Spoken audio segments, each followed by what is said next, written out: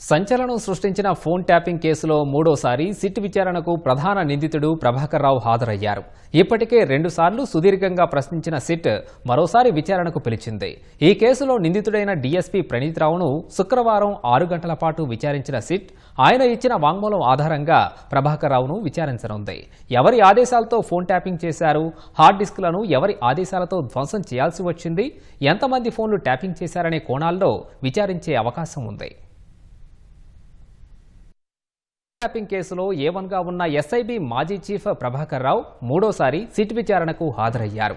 ఈ నెల 9న, 11న 2 సార్లు ప్రభాకర్ రావును విచారించిన సిట్ అధికారులు ఈ కేసులో అరెస్టైన తిరుపతన్న, రాధాకిషన్, ప్రణీత్ రావు, భుజంగరావులు వాంగ్మూలం ఆధారంగా విచారించారు.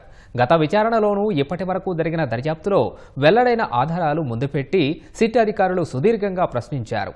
శుక్రవారం ట్యాపింగ్ కేసులో నిందితుడైన డీఎస్పీ ప్రణీత్ రావును 6 గంటల పాటు విచారించిన సిట్ ధ్వంసం చేసిన హార్డ్ డిస్క్ల FSL రిపోర్ట్ ఆధారంగా ప్రశ్నించి కీలక ఆధారాలు సేకరించినట్లు సమాచారం.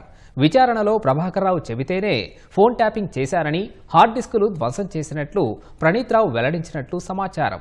ప్రణీత్ రావు నుంచి నమోదు చేసిన వాంగ్మూలం ఆధారంగా ఇవాళ మూడోసారి ప్రభాకర్ రావును పోలీసులు ప్రశ్నించనున్నట్లు సమాచారం.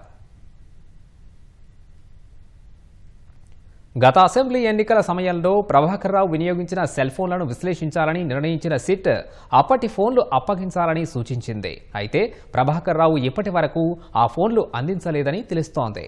అప్పట్లో తన బృందంలో పనిచేసిన పోలీస్ అధికారులు రాధాకిషన్ రావు, భుజంగరావు, తిరుపతన్న, ప్రణీత్ రావుతో ప్రభాకర్ రావు సాగించిన సంభాషణలు విశ్లేషిస్తే కీలక ఆధారాలు లభ్యమవుతాయని సిట్ భావిస్తోంది. ఇప్పటికే ప్రభాకర్ రావు మినహా మిగిలిన నిందితుల ఫోన్లు సిట్ విశ్లేషించింది. తమ ఫోన్లలోని డేటాని ఒకేసారి డిలీట్ చేశారని ఇప్పటికే గుర్తించిన అధికారులు డిజిటల్ ఫుట్ ప్రింట్స్ ఆధారంగా విశ్లేషణ జరిపితే ఏదైనా సమాచారం లభిస్తుందని భావిస్తున్నారు.